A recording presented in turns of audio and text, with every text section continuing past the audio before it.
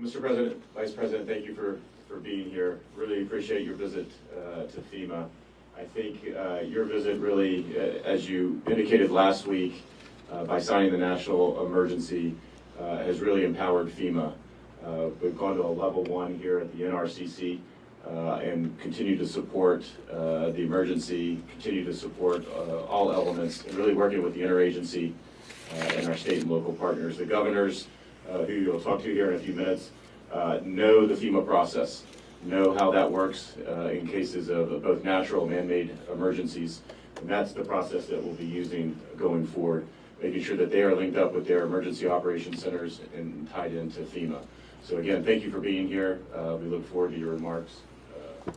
So thank you. Well, thank you very much, and it's great having FEMA involved. We've had tremendous success working together, and we appreciate all of the people here, and it's an honor to be with all of you. You're doing a fantastic job, by the way. And so now we're, as of yesterday, when we gave the order, FEMA is totally involved in addition to everybody else, and a lot of progress is being made, so I look forward to speaking to the governors. And from what I understand, we have pretty close to 50 of the governors and some territories on, and we have a lot of, just about everybody showed up, so that's very nice, and we will put them on the screen as soon as you want. Thank you. Thank you very much. Mike, you want to say something? Thank you, Mr. President. Thank you, Mr. President, and I want to add our thanks not only to the great team here at the National Response Coordination Center and FEMA, as FEMA takes the lead in implementing the policies that you approve from the White House Coronavirus Task Force, but as you do continually, Mr. President, I want to thank all the governors that are joining us today. Today is an opportunity to talk about the progress that we are making on mitigation, on testing, on supplies. We understand as FEMA's mission that this effort through FEMA will be locally executed, state managed, and federally supported. And I want all the governors to know that we are with you every step of the way. We are absolutely determined at the President's direction to make sure that you have the resources and the support as you see to the health and well-being of your communities. We commend the governors. At this point, Mr. President, as we told the country today, 3 states are 50% of the coronavirus cases in America today. So we're focusing resources at the point of the need. The governors in those states, their state health officials are responding with great professionalism and great speed. We'll continue to support those that are directly impacted. But by standing up through your national emergency declaration, Mr. President, standing up FEMA and standing up the National Response Coordination Center, we want our governors, we want all of our state and local health officials to know that we are, as you say, bringing the full weight of the federal government to bear to support our states and our local communities, and that we'll get through this coronavirus and we'll get through this together. I agree with that 100%. Thank you very much. And for the media, I guess perhaps you're going to stand aside. We're going to have the screen right behind you, and we'll start opening this up to the governors. That's okay, Liz? Yeah, go ahead. One question for you? Okay.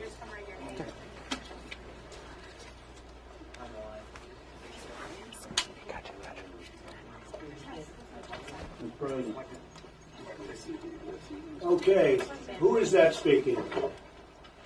Hey, this is Brian Kemp from Georgia, Mr. Hi. President. Can you hear me all right? I can hear you fine.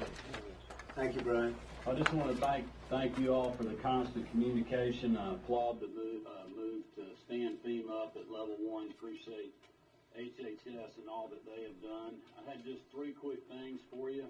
One, I just want to encourage you all to leave the directive for the National Guards with the governors. Okay. As you all know, I think we're on the front line of the fight, and Yep. We're in the fight with you. But I believe that we can best make those directives Good. based on what's going on in our state. I like that idea, Brian. That's done. I like it. Well, thank you. The second thing I had is I want to thank you for standing up the federal medical facility close to Dobbins Air Force Base. As you all know, we had many passengers from the Grand Prince census in Georgia, almost 500. They were from all over the country. We were glad to work with you all to support our neighbors from other states, including 31 Georgians. Thank you. We're down to about 200 people there right now. We have got things working very well there. But I want to encourage you, when those visitors leave, I would like for you to consider leaving that facility stood up to help us with the surge that we're seeing in our, especially at Metro Atlanta area hospitals. So just want to keep that on the table if you're willing to consider that. Okay. And then the third thing, and I will pass this along to you, this is just a kind of a big idea, if you will, is the stimulus packages continue to move through the Congress. We created an economic impact subcommittee of my coronavirus task force.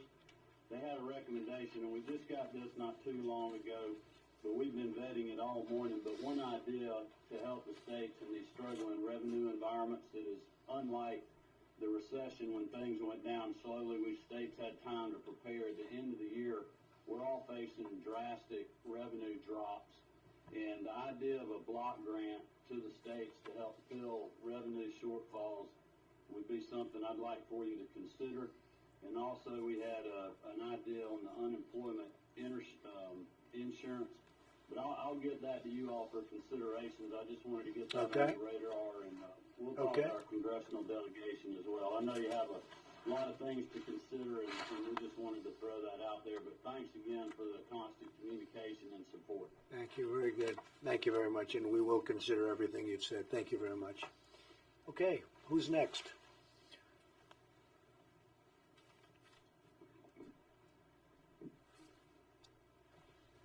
Next governor, please.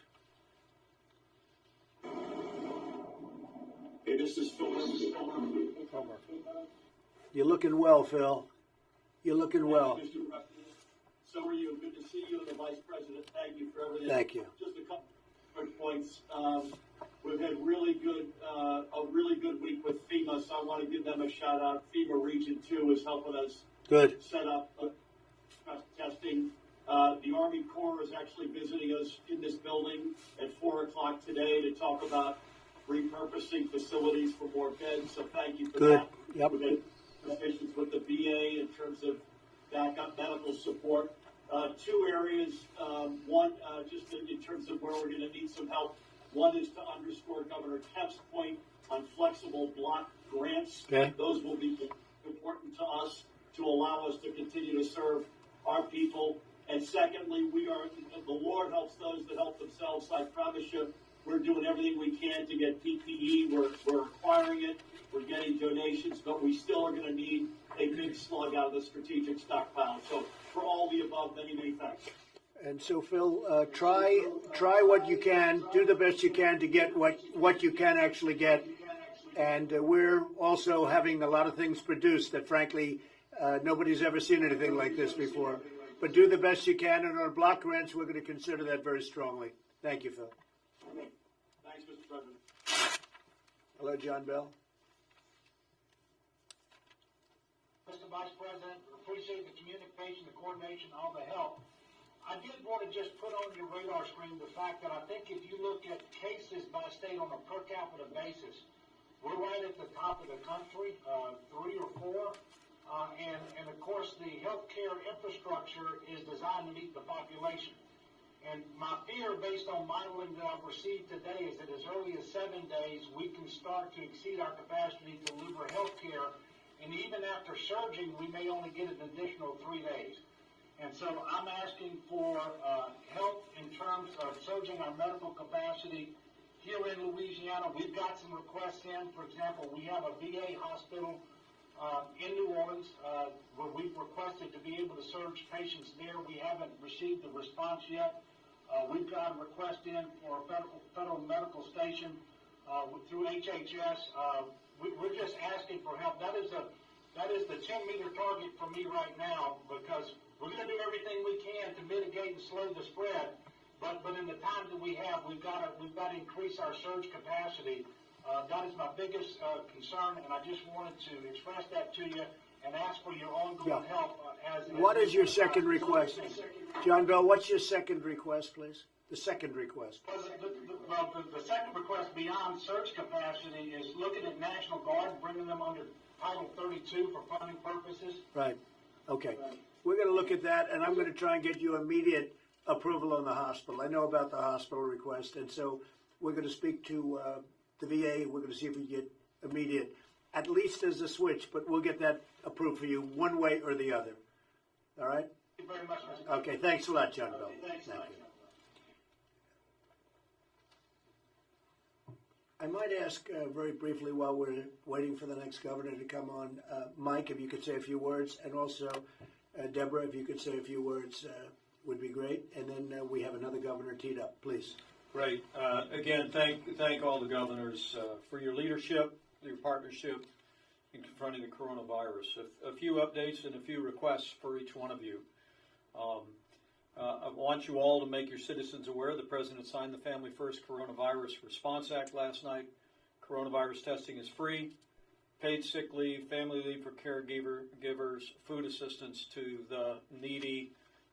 Get the word out to your citizens to be very helpful. On testing, as we've said many times and worked with many of you through your state labs and certified labs, and of course at the CDC, testing is now available in all 50 states. We want you to be aware that if you have questions about the availability of testing in your state, you obviously can talk to your state health department and healthcare providers. But I want every governor to know that because of the public-private partnership that the President forged with our commercial labs, Roche, Thermo Fisher, and as of last night, Abbott Laboratories are now coming online literally by the hour. And when they are done, we will have some 2,000 labs stood up around the country with the high throughput testing. Your healthcare providers will know where those resources are. Your State Department will know where their resources are. And we just encourage you to bring your team together.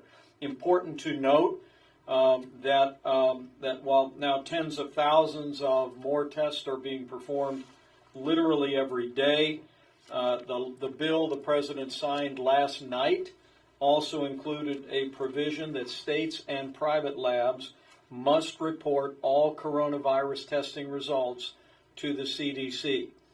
Emphasize that to your state health department, your healthcare providers. Encourage you maybe to pull them together today before end of business. We're rapidly expanding testing around the country, but as Dr. Birx will reflect in a moment, we want to make sure that we're getting the results of that testing so that we can be informed about that, and of course that the American people can have full visibility on that testing as well.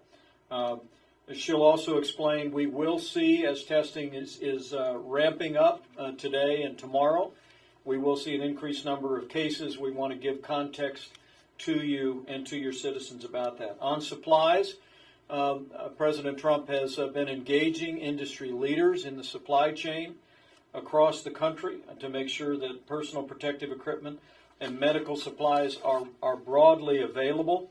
On the subject of masks, I've talked to many of the governors about N95 masks. Again, in the bill the President signed last night, we have literally unlocked tens of millions of N95 masks. What the President asked the Congress to do, and they did, was we extended liability protection to all industrial N95 masks, so those can now be readily sold to your hospitals and healthcare providers. We urge you to communicate that to your healthcare providers, your hospitals today, to let them know that that supply has dramatically increased and they can place orders. We also would reiterate, if you can reach out to your construction companies, they're in possession of lots of N95 industrial masks, and the President is urging all those builders, and literally hundreds around the country have already done this, to donate those masks to their local hospitals and clinics. On the subject of ventilators, we are currently surveying healthcare providers around the country and suppliers, and I'm pleased to report to you that we have already identified tens of thousands of ventilators, including ventilators that can be converted to treat coronavirus patients. Your action item on that in your state should be, you should survey your outpatient surgical centers and your ORs to identify the type of respirators that can be converted. Dr. Burks has been working with suppliers. There's a changed vent that has to be attached. We've identified that those are available, but literally tens of thousands of ventilators are now going to be available because of the survey that's currently underway. The other point that we wanted to emphasize is at the direction of CDC and the President's Coronavirus Task Force, we are encouraging hospitals and every American to postpone elective surgery. Please explain to your citizens that this will have a direct impact on hospital capacity. By suspending elective surgeries, it will free up more space in hospitals, including respirators. As Dr. Burks explained to me, that many people that require a respirator is because of a surgery gone wrong, and so this frees up more of our capacity across the board.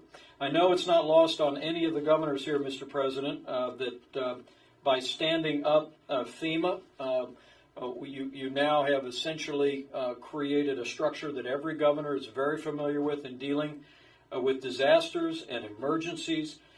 We have activated all emergency support functions and interagency functions here. Pete Gaynor is here for comments and questions. We intend to run all of the federal response and support to states through here at the National Response Coordination Center and through FEMA. This center is fully operational. Governors, I want you to tell your teams that this NRCC will be connected to your states through your regional administrators and your state emergency operations center. This will be very familiar to all of you. Any questions that you have, the only thing that I would ask on the President's behalf, if there are issues that arise in your state, begin with your regional FEMA administrator. Literally 20,000 people work for FEMA. You all know what incredible people they are, and they're ready to go to work your issues. So with that, Mr. President, I might just turn it over to Dr. Burks with your permission, and she'll reflect on what we know about the data and what we know about the spread of the disease. But thank you for your bold leadership. Thanks for what you all are doing to implement the President's coronavirus guidelines. It's an honor to be serving with all of you. Thank you, Mike. Mr. President. Deborah? Thank you, Mr. President, Mr. Vice President. You should have received an analysis of the across-the-country COVID cases analyzed by state and counties, utilizing counties with more than 50 cases. Over 50% of the cases are in 3 states. Over 50% of the cases are in just 10 counties. So it's the 3 primary states of California, Washington, and New York, with the addition counties of New Orleans and Cook County. We are very concerned and remain concerned in urban areas where mitigation and social distancing is absolutely crucial. The issue of decreasing spread due to contaminated counters and other things in restaurants and bars, as well as movie theaters, is absolutely critical. So I know you're concerned about your hospitals, but critically, you need to make sure that all elective medical and surgical procedures and dental procedures have been canceled, that PPE is being utilized and transferred to the parts of your state that need it the most, that you look at all elective surgery centers, those are your outpatient surgical centers, and that staff to be your surge capacity. Those ventilators can be converted to be utilized, anesthesia ventilators to be used as ventilators. I think as we all work together to solve these solutions, I think unlocking the masks and the PPE from construction was absolutely key, as well as this ventilator situation. I think the federal government has been very proactive in ensuring that we've decreased bureaucracy and barriers to unlock these innovations. We believe that innovations will continue to come from the field, and we appreciate your frontline workers who have been informing us about their changes. It's important that we're tracking the data on a county by county as granularly as we can, because we can look at whether mitigation is working in those. We'll get feedback from your community. This will only be solved if every single person in every single community takes responsibility to ensure they're following the presidential guidelines that were put out several days ago for the 2 weeks of stopping this virus. So we will stay in close communication with all of you through FEMA. We're very excited about the full activation of FEMA to be able to provide a dialogue both up and a dialogue down so that we can stay in closer communication and so we can assure that we have prioritized all stockpile elements based on the needs and the case structure that has been reported. Reporting becomes critical. If we can't see it, we don't know how to unlock the stockpiles. So this, both test negative and test positives, are going to be absolutely essential, as well as hospital admissions and CCU beds, so that we understand exactly what is required from the federal government. Thank you, Mr. President. All right, thank you very much. Mike, go ahead. Thank you, Mr. President. Just 2 brief points on the subject of testing. Admiral Goa is with us. The U.S.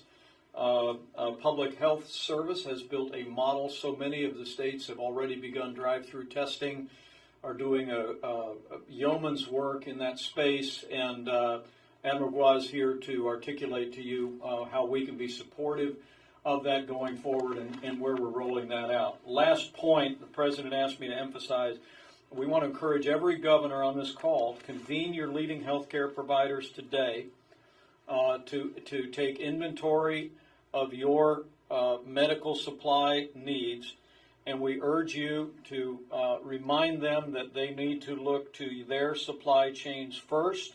We'll prioritize accordingly, and any states that are in the middle of critical response know that we will work with you to get you what you need. Other states, you need to talk to your healthcare leaders, providers, and make sure that they are going to the supply chain. And we encourage you to pull them together today to emphasize that point. Thank you, Mr. President. And thank you very much, Mike. And I want to get back to the governors. I do want to say, to me, something so big. The FDA has approved a compassionate use for a significant number of patients. We have a drug called chloroquine. A derivation would be hydroxychloroquine, which I hear even better about. It's a common malaria drug. It's been available, so therefore the safety level we understand very well. It's been relatively safe, and it showed very encouraging early results, really encouraging. If this works as well as hopefully it might, the FDA, which would have taken normally much longer to do under our great secretary, has been fantastic. The head of the FDA has been Dr. Hahn, Dr. Stephen Hahn. He's been fantastic. He got it approved very quickly. I won't even tell you how quickly, but let's put it this way. It's approved. And we're encouraging you to take a look at it. We have ordered a lot of it, and you can too. It's by prescription. It's a very powerful drug for malaria and also for various forms of very serious arthritis. But we think it has a very serious, very good impact on what we're talking about with respect to the virus. So you'll take a look at that, and you can coordinate with us. But I think, to me, that's a game changer. You know about the vaccines are fine, but that will be a while before you can test them because you have to leave quite a bit of period. We are making tremendous progress on a vaccine, but it still takes a long while to test it. We're also studying this and other promising therapies, which is a therapy produced by Gilead, and that would be it's called remdesivir, and it shows great promise. And Regeneron is a company which is also working very hard on a drug, and it's also, they're doing very well. They are the ones that came up with a very successful solution to Ebola. And they've been a fantastic company. So we have some great things, but the ones that I mentioned are very good, but especially I think if you look at the first mention, could be a absolute total game changer. And with that, I think we'll go back to this is by prescription, but states can issue it, and we have it approved by the FDA. And I think it's going to be something that will be very interesting to see. We're going to know very quickly, but we've had some very good tests, and it's been successful. So let's take a look. To me, that's probably the most important thing that anybody can say, if it works. But we have it approved for safety. And I want to thank the FDA for acting so quickly. It was incredible how quickly. This was something that would have taken years, and they got it done almost immediately, based on the past history of the drug. Thank you very much. Who is the next governor, please? Hi, this is Pete Ricketts in Nebraska. Hi, Pete.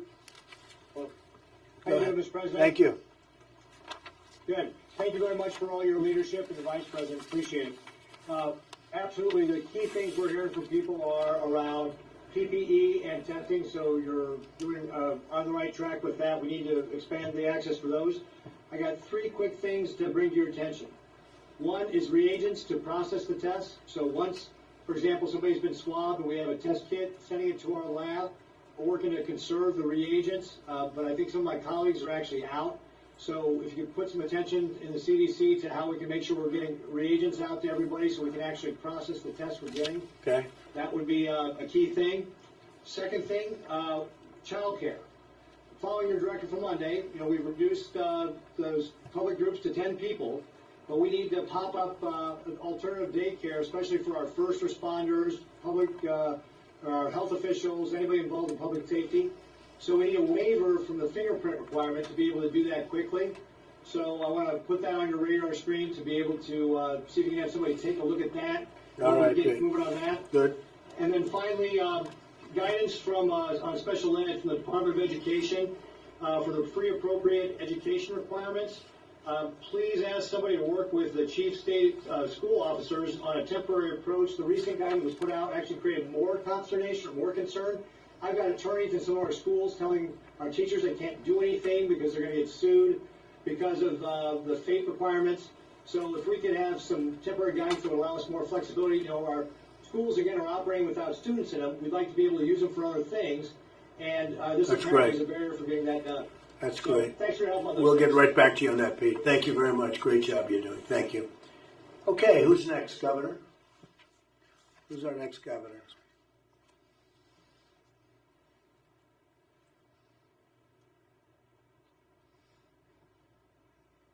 Next. Hey, Mr. President, Vice President, this is Governor Baker from Massachusetts. Hi. First of all, I want to thank you for signing the Family First Act. That will certainly provide needed resources to all of us, and I'll obviously echo the argument that other governors have made that more flexibility is better than less with respect to additional federal support, just given the way we all work.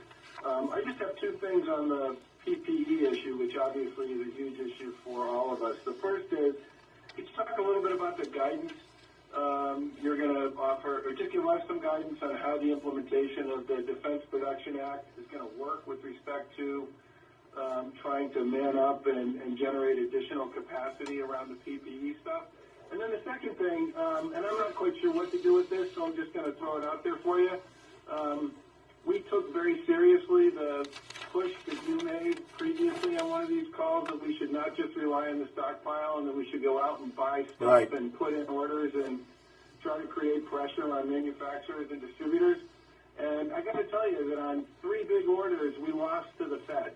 So my question is, could you give some of these guys some guidance that says, if states are doing what the feds want and trying to create their own supply chain on this, that people should be responsive to that? Because I got a feeling that if somebody has a chance to sell to you or has a chance to sell to me, I'm going to lose every one of those. All right, Charlie. Thank you very much. Well, we do like you going out, seeing what you can get, if you can get it faster. And price is always a component of that also. And maybe that's why you lost to the feds. I'll tell you, that's probably why. But I'm going to ask Mike to discuss that because we have some, I think, brand new information. Please, Mike. Well, Charlie, we will take that back and appreciate the feedback. Secretary of HHS is here, and we want to facilitate all the states and the healthcare providers in your states to be able to access that supply chain as it becomes more robust. Specifically on the Defense Production Act, the president has activated the Defense Production Act, but he's not initiated any other action underneath it. And right now, what I can tell you is, as the president has brought together leaders of business and industry and supply chains, I think, Mr. President, you put it well when you talk about the spirit in American business about wanting to ramp up voluntarily to meet the needs that our healthcare providers have in this country is truly inspiring. And so the president has not yet exercised his authority under the Defense Production Act. He said he will if he needs to. But I think the president's perception, the team's perception is now, is American industry is stepping forward very aggressively, and with the changes that Congress just enacted and the president signed, we're going to continue to make more and more PPE available. And I will say this, Charlie, and for everybody, the country has really stepped up like I don't think we've seen it in many, probably decades. It's incredible the way they've stepped up. So we hope we can get rid of this thing quickly. Okay, next go. Thank you, Charlie. Next governor, please. Next governor. Mr. President, Mr. Vice President, this is Larry Hogan, Chairman of the NGA. First of all, I just want to thank you so much for this call today, and I want to thank you for the great communication that you've had with all the governors over the past few weeks. It's been tremendous. Mr. President, thank you for signing the second stimulus last night and for your ongoing efforts to mitigate the economic impact that we're all facing. And thank you so much for appointing Vice President Pence, the former governor, to lead this crisis. He's been terrific in working with all of us and reaching out to us. Thank you, Larry. Yesterday we had a meeting of all the governors at NGA prior to this call, and you're getting a lot of input. You're being bombarded by 50 different people with different questions. We try to consolidate it down to kind of a group of concerns that all the governors agreed on were sort of our priorities. And we talked with Doug Holzer last night and gave those to the White House. And we want to just raise those issues, some of which you've already covered already in the discussion, but I just want to walk through them. Just summarizes, there were 25, 30 different things all the governors were talking about, but these were the ones that were the most, there was most consensus on. One, it was, trying to dedicate at least 50% of the supplemental funding to the states, including some direct funding and acting quickly on waiver requests. You've done a great job with all of this funding. We're in a good position at the state level to know the real needs and get the money out faster to some of those small businesses that are impacted. You're doing the stimulus for those industries that are being hurt and getting those checks out to the people that need them. But if we have the money in the states, we can really utilize it, I think, faster and push it out, sort of like we do on other things with block grants. Secondly, we've talked about this a lot, but every governor obviously is trying to work with you and bombarding about things about how do we work together to increase access to PPEs, masks, test kits, extraction kits, and accelerating the production and all of this life-saving equipment, ventilators, and we're working together. But that's obviously something that all 50 governors are at the top of their list. Third, and this came mostly from your appointees, Mr. President, the co-chairs of the Council of Governors, Governor Hutchison and Governor Ige, about supporting Title 32 authorization to give governors more flexibility with their National Guards, and it helps us pay those folks and get them benefits that we've activated 2,200 Guard members in our state, and this is something I think the governors had a concern. All 10 of your appointees are on this call, I believe. Providing some guidance on implementation of the Defense Production Act so we can kind of help work with Secretary Azar and give some thoughts about how the states could be more involved in helping that with some of the industries in our states. And lastly, allowing us some more flexibility for the completion of both the census and the real ID.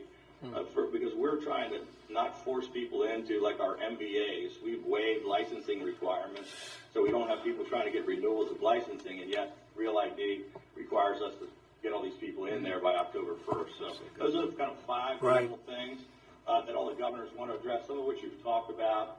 And I just want to again thank you. There's been tremendous cooperation. You have a terrific team that's been working, and I want to try to limit the people bothering you directly and calling the Vice President's phone and blowing up Cabinet Secretary. So I'll reiterate what I talked with the White House about last night, and that is, you mentioned it, Mr. Vice President, going through the normal FEMA process. You know, it's great that you're being so willing to help governors personally, but I think things will happen better if you go through FEMA, your regional FEMA coordinators, and you got more people addressing these issues. But that's a summary of it. I just throw it out there, so thank you for maybe others on the team can touch on it. Well, thank you, Larry. And I think the FEMA is going to go great. We've done so much work with FEMA. Unfortunately, recently on a big tornado in Tennessee, you know that, and then last year on a big tornado in Alabama, and plenty of hurricanes. And we work also in California, largely in California, and the big forest fires. And FEMA does a job like no other. And so I think they'll be I know they're going to be a tremendous help. On the 2 points that are relevant, I'd like you to call Steve Mnuchin, and I'll speak to him later. Give him a little detail on those 2 points, please, so that while we're doing this with the Senate, we're getting a lot of cooperation from Democrats and Republicans. Maybe you can make those 2 points a little bit with Steve, because a few people do agree with that. Okay? Thank you. Thank you very much, Larry. Thank you, Mr. President. Okay, next governor, please.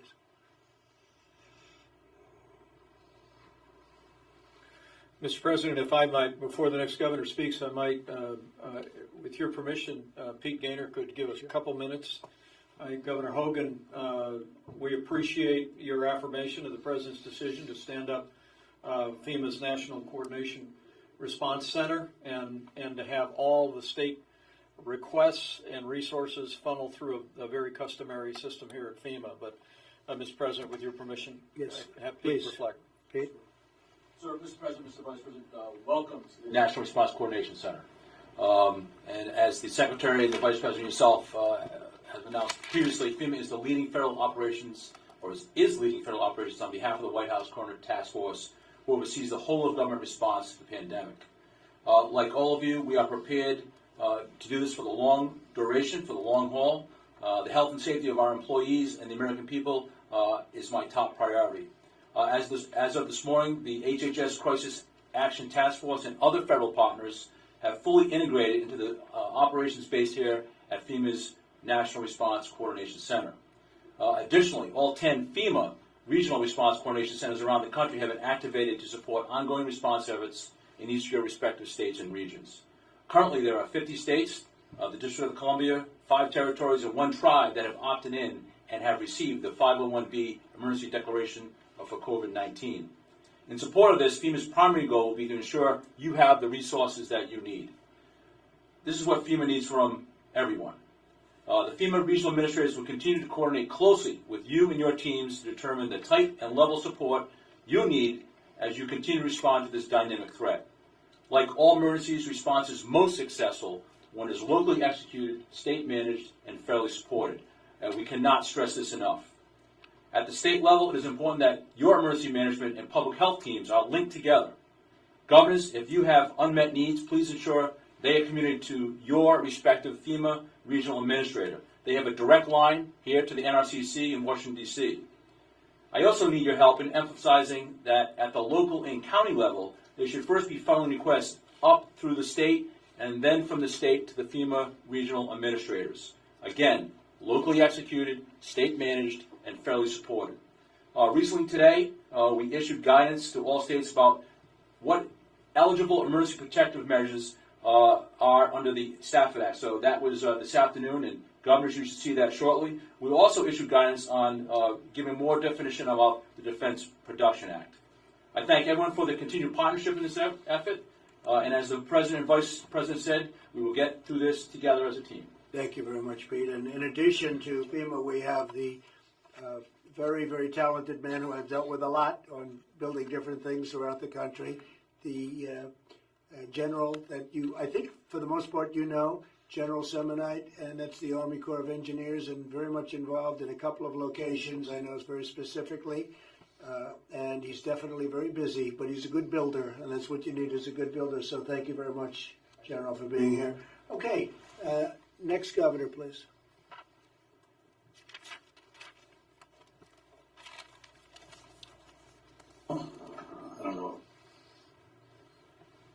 afternoon, Mr. President. It's Gina Raimondo from Rhode Island. Hi, Gina. Hi.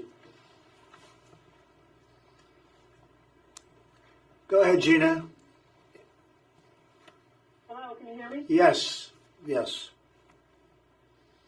Hi, sorry about that. Good That's afternoon, Mr. President and Mr. Vice President. I also want to echo what others have said and add my gratitude for your transparency, and especially the Vice President, who's been very gracious and generous with his time and getting on the phone with me a few times. I very much welcome the opportunity to work with FEMA, and I know we're in good hands because prior to coming to D.C., Pete Gaynor was my EMA director here, so you picked a fine man. That's and good. It gives me to hear his voice on the line. That's great. I agree with everything that's been said. I want to just add a few other points. One is we are following your direction and asking our hospitals to suspend their elective surgeries for all the reasons you've asked us to do that. That is, however, an incredibly important source of revenue for these hospitals and profits. So as you are putting together the next round of stimulus, I would ask you please to consider direct and sizable stimulus to our hospitals because they're really bearing the brunt of this. Okay. The second thing is, and I talked to Secretary Mnuchin yesterday, and he agreed with this. I would ask you to think about the short-term liquidity needs of states. So as our revenue is falling off a cliff, we may need to access the capital markets for kind of bridge financing to deal with short-term liquidity. And some sort of a federal guarantee or federal assistance to help us do that would be helpful. Okay. And I think some of us may need that help in a matter of weeks, not months. So I just wanted to put that on your radar.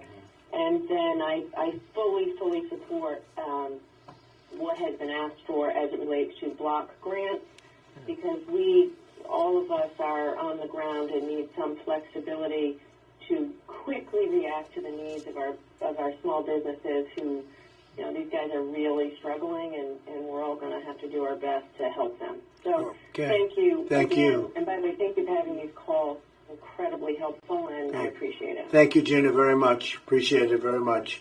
And we'll look into all of those points very strongly. Thank you. Gary, please, go ahead. My own. Hi, this is Gary Herbert, Governor of Utah. Thank you very much, Mr. President, Mr. Vice President.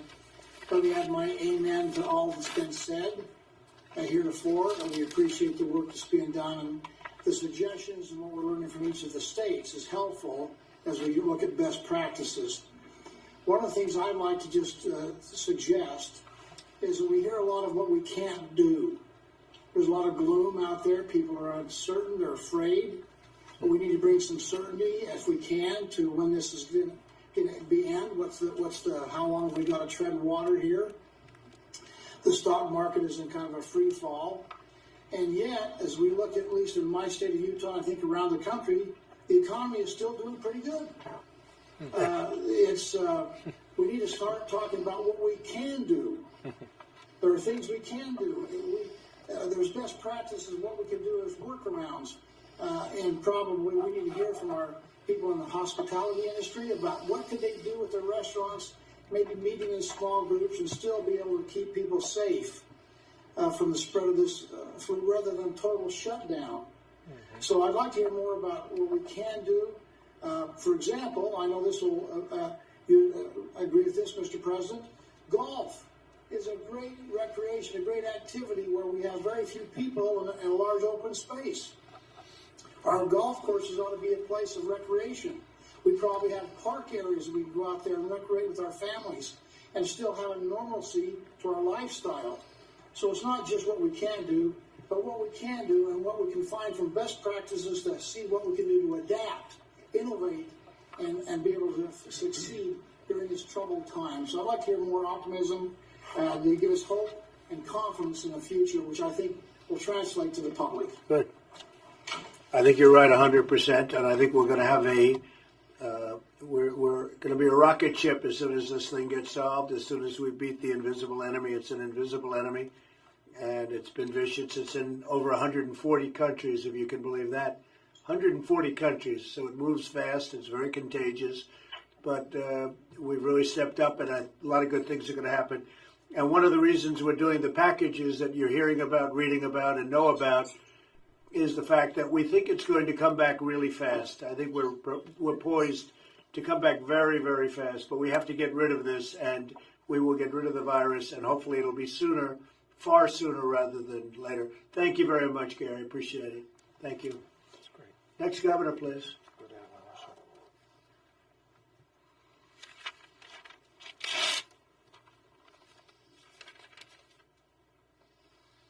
Mr. President, this is Gretchen Whitmer from Michigan. Hi, Gretchen. I'd like to have a call with you. I want to thank you for the policy on the Canadian border. Michigan relies on a lot of medical care professionals coming across that border, and so grateful that it was a thoughtful policy. Good. And, you know, I'm not going to waste your time echoing all the comments my colleagues have made, though I see the wisdom, and I'm grateful that they've made them. I wanted to just quickly touch on the auto industry. Obviously, coming from Michigan, my colleagues across the country also have serious investments in the auto industry, and we're concerned about liquidity up and down the supply chain and all of the great people that have made the backbone of our economy hum for so long. And I'm just hopeful that as conversations happen around industry, and we will keep this important sector front and center, because we are concerned about ensuring that they have got some paths out to and back to prosperity as well. Well, thank you very much. You're right, 100%. We're watching the auto industry very much. We're going to be helping them out at least a little bit, and they've sort of requested some help, and it wasn't their fault what happened. So we'll be taking care of the auto industry, and I appreciate it very much, your comments. Thank you. All right, next governor, please. Thank you.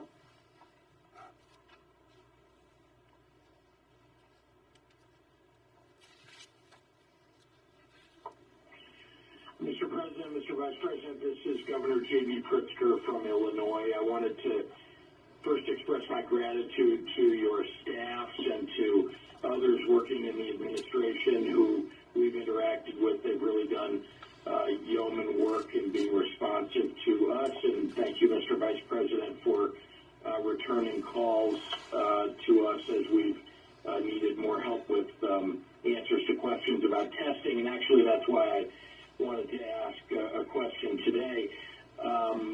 We understand that there is drive-through testing that's being stood up across the country. We hope to see it in Illinois, drive-through testing that the federal government has arranged.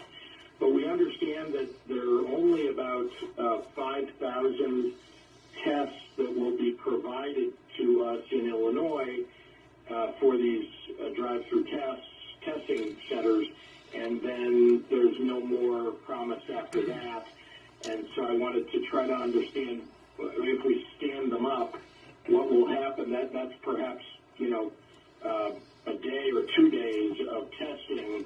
Obviously, it's on top of the testing we already have now, but what will happen after the 5,000 run out? Okay, the states have done a lot of that themselves, working in conjunction with us. A lot of the drive-through has been done by states. But Admiral, maybe you could answer that question, please.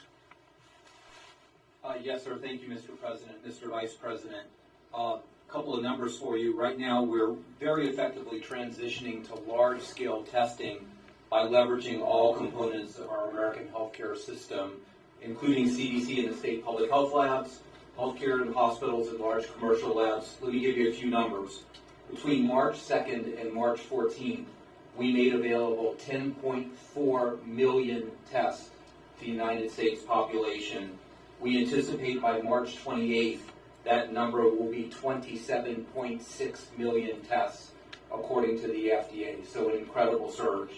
In terms of supplies, which many of you I've worked with probably about 20 individually, the FDA has made available a number of options for supplies, different swabs, different reagents.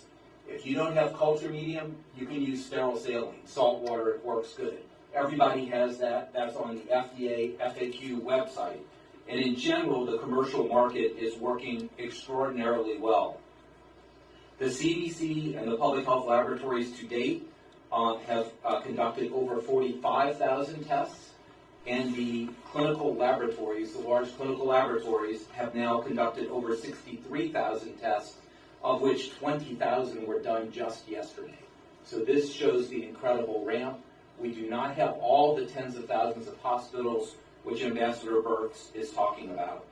I wanted to highlight one, before I get to your question, that the approval by Abbott, the approval by the FDA of the Abbott testing system is very important to your hospital systems because it spans a little bit of a gap between what's done at your state lab and what's done at the large commercial laboratories.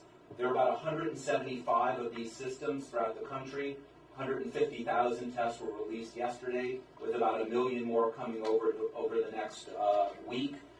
These are in 175 of your community hospitals and academic medical centers, VA medical centers, and they can do about 500 tests per day within your hospital system. Now, in terms of the drive-through, this is the last part. We are standing up 47 sites in 12 states according to the state needs. We asked through the FEMA regional administrators for what you need and how we can support you. Some states need very little support. Some states need significantly more support. Only 1 week after we started, we will have several starting today, and likely more than a dozen starting tomorrow. And to be very clear, we gave the initial allocation based on what your state told us, but we want you to work through your FEMA system. We have plenty of tests on the backside. We have plenty of supplies on the front side. Work through your FEMA administrator to give your requirements, and we will bring those back through the FEMA system to meet them. There's been great demand and great enthusiasm among the states for these drive-through centers, primarily for healthcare workers, and we want to support you. We can certainly provide more than 5,000, but we didn't want to give away so much at the beginning until everyone got set up. Thank you, sir. Thank you, General.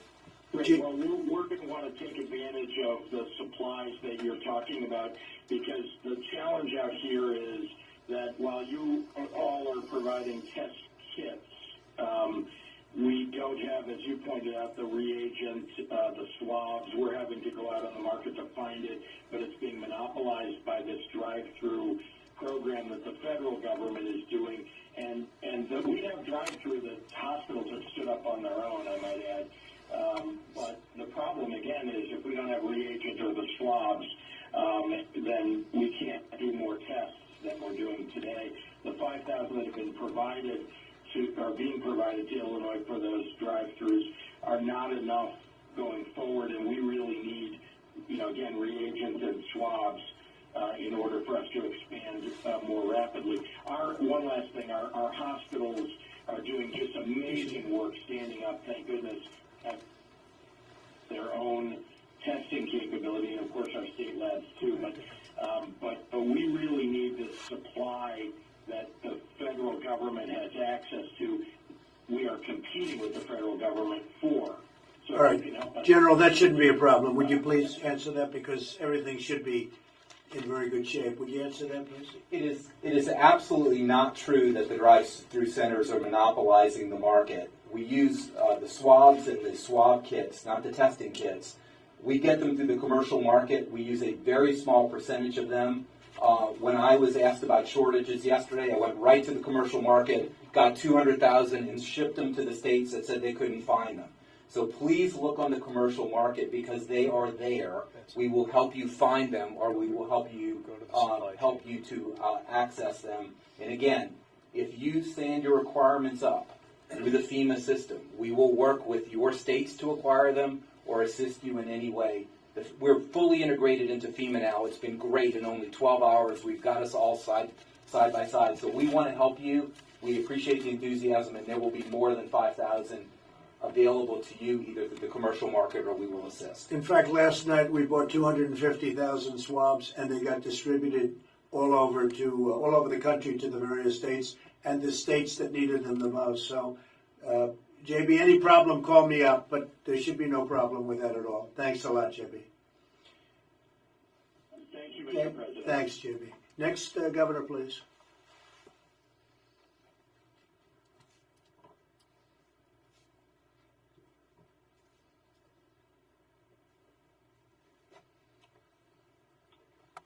This is Christy Nome from South Dakota. Thank you, Mr. President, Mr. Vice President, for all your hard work. We sure appreciate it. I want to tell you a little bit of my story, and I need to understand how you're triaging supplies. We, for 2 weeks, were requesting reagents for our public health lab from CDC, who pushed us to private suppliers who kept canceling orders on us. And we kept making requests, placing orders. The morning we would expect the supply, all of a sudden we get a cancellation notice, and we're working through all the set-up channels of the federal government to get it resolved until we ran out and were unable to process any tests in the state of South Dakota because I have the only lab that is operating today. I have no commercial outside labs whatsoever.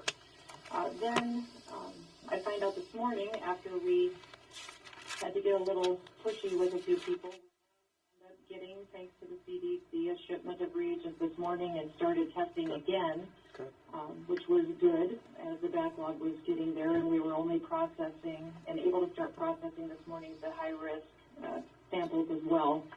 Found out that one of my hospital systems received reagents when they haven't even been an FDA-approved lab and aren't even ready to start processing yet. So they've received what I was trying to get for 2 weeks when they're not even an approved lab, not even set up and running. And I'm trying to figure out how we're triaging supplies that we need, especially when I'm the only lab that operates in the state and we were going through the channels the correct way and using and searching and asking. I'm probably the one that my other colleagues were referring to that was asking for reagents from all of them for days. All right, we hear it. We got you, Chris.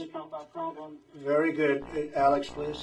Your response. I just don't want to not be a priority area because we're a smaller state or less populated. That will never happen to you, and it will never happen to your state.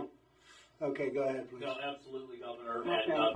And The Governor. second thing I need is Governor, this is Secretary Azar. We absolutely want to make sure you get what you need there. There are many different reagents that can be used. So after this call, we'll get on with you to help make sure you're getting what you need. That hospital, I don't know how they got their supplies. They probably bought them on the open market. There's $1 trillion of open market supply. That's where most entities are buying. That's where hospitals buy their supplies from and states can buy from. But I'd encourage you first, please let that need be known to your FEMA regional director so that it goes into your normal process there. But given this special issue here that's a CDC test, we're going to get on with your team right away after this call and we'll get that issue solved for you. There is tremendous supply. Deb, please go ahead.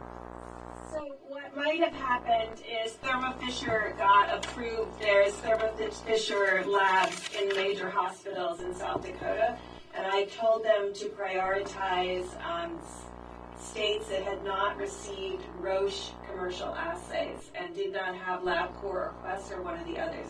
So your hospital, I'm not sure what you mean they're not certified. If they have a Thermo Fisher platform, they are certified to run this assay under full FDA. So there will be a lot of commercial hospitals in your state that will have access to these commercial laboratories outside of the CDC tests. I understand about your state and local labs and them using in your public health labs using the CDC assay, but we're trying to strengthen your individual hospital's capacity where normal assays are performed for your public.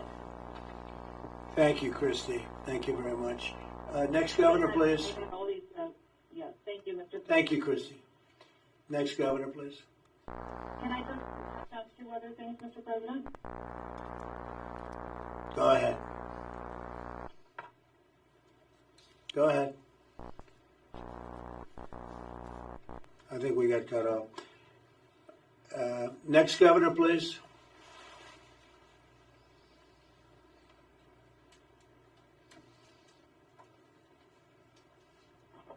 Mr. President and Mr. Vice President, I want to thank you on behalf of Alaska for all the hard work you're doing. We're like other states, we're doing the best we can. I just want to reiterate the block rate concept, and then one last thing is the swab. It's under your new order under the basically the Defense Act.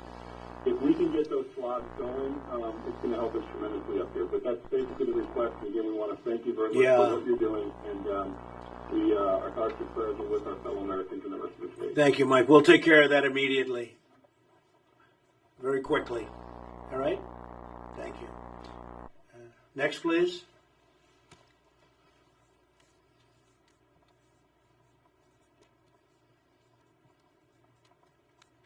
Mr. President, Mr. Vice President, it's Governor Lujan Grisham in New Mexico. Oh. Can you hear me? Yes. Hi. Hello. First, in the last call, I was very specific about needing contact with the Vice President and several of your cabinet, Mr. President. That happened in short order. In fact, the Vice President, thank you, Mr. Vice President, was in touch with us immediately. Good. And it has, in fact, made a difference. I do want to maybe offer a suggestion, and then quickly I have two more questions, if that's all right, Mr. President. Go ahead. The suggestion is this. You're correct that as we are all working on getting private sector responses to any number of supplies and equipment that both enable and continue to stand up laboratory testing and personal protective equipment, it is also true that the supply chain does still get interrupted, even if that's not a purposeful response by the federal government or anyone else. It would be very useful, I believe, to governors, simply to me, if I knew what the federal government was ordering, if you knew what every state was ordering, and what the expected deliveries are, and we could do that through FEMA, because in fact, these competitive issues, I do think, create real challenges for states. I've had the same situation. Swabs supposed to come from someplace get canceled. So exactly what Governor Milne is suggesting does in fact happen, and I think it's suppliers really trying hard to prioritize, but aren't all that effective at doing that. I think that's good. I think it's a good idea. Pete, we'll do it through FEMA. You'll coordinate that. So Pete is here. We'll do it through FEMA. That's the way we want to do it. Okay? What's next? Second, I want to also echo how important it is to deal with Title 32 and to be clear about what we're doing with our guards. I spoke with Secretary Esper, and we want to stand up a combat support hospital because one of my units has been deployed to Poland. We are working with him on that. I need that to happen as quick as we can. I just wanted to make a plug for that and let you know. And Good. the last two things quickly. Governor Kemp is right on about grants. In my opinion, you've already, Mr. President, authorized that we can use community development block grants carryover. That may be a very productive mechanism with all the federal relief that you're engaged in to push out to the states because we can stand up small businesses immediately. And I would certainly like to be in a position to do that. And last, but as critical to us, New Mexico has any number of labs. We're in actually a pretty productive position as long as we get the supply chain worked out from swabs to the reagents or the enzymes that we need to run them through our high-capacity machines. Mr. Vice President, I'm still waiting on that Roche machine, so if you could call me after this call. The others are coming online, and I need the Secretary for the Department of Energy, and he's wonderful, Willett, to give us permission to stand up our labs at our national laboratories. Right. If we get this done, we're doing as well as can be expected in this crisis, sir. Thank you very much. We'll get it done. Thank you very much. All right. We have 4 more governors. Thanks. Let's go. Who's next?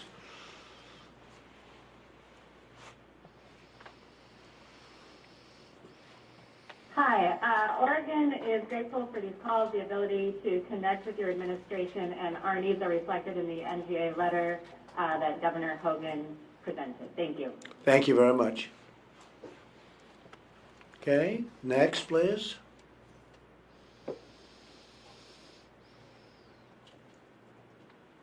Doug Burgum from North Dakota, also chair of Western Governors. Mr. President, Vice President, Thank you for your leadership.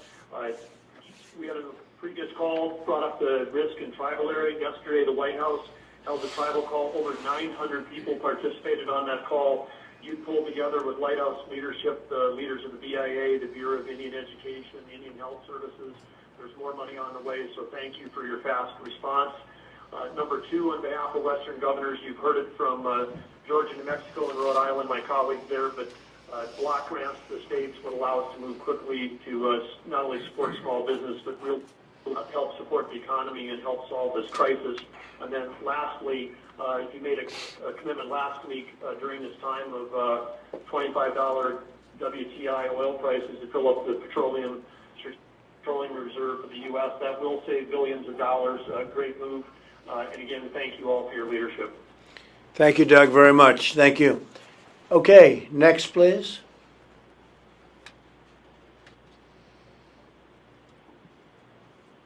Mr. President, this is Steve Sisolak from Nevada, and I appreciate you having this call. I'd like to ask one big thing of you. I know that you're looking at potential recovery packages already in stimulus, and we talked about the airlines and the cruise ships, and I would like you to consider including the hospitality industry in that. I have unfortunately had to shut down the Strip in Las Vegas, and tens of thousands of hospitality workers have been displaced as a result of that. And while they're getting some compensation and filing for unemployment, anything to help we could get from your end to help with the facilitation of getting our economy back going again would go a long, long way. This is our number one industry in Nevada. And I know we've got other parts of the country with the theme parks and whatnot, and these folks are lower wage sometimes. It would definitely be helpful if we could include them in any recovery package that is brought forward.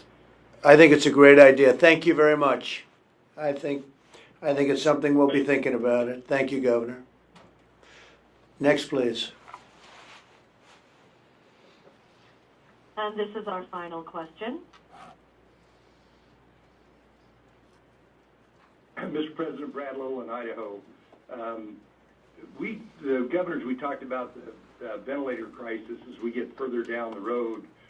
I know Governor Inslee is there at that point now. I've heard rumors that the car industry might start manufacturing them. And then we've talked about using laser technology, laser printing to make the parts. If FDA would give us the standard, and if Congress and the administration would help us with patent protection so that we could get into the supply chain an adequate supply of ventilators and the filters to where that was one less thing we had to worry about in our supply chain going forward, that would be very helpful. Okay. And we can do that too. That's great. We can do that easily. Thank you. Thank you, Brett. Well, ladies and gentlemen, thank you very much. It's been an honor to be with you. We'll do this probably often until this gets solved. Feel free to call me, the Vice President, anybody at the table, anybody in the room, except for the media. Don't call the media. And we will see you at the next one. Thank you all very much. Thank you.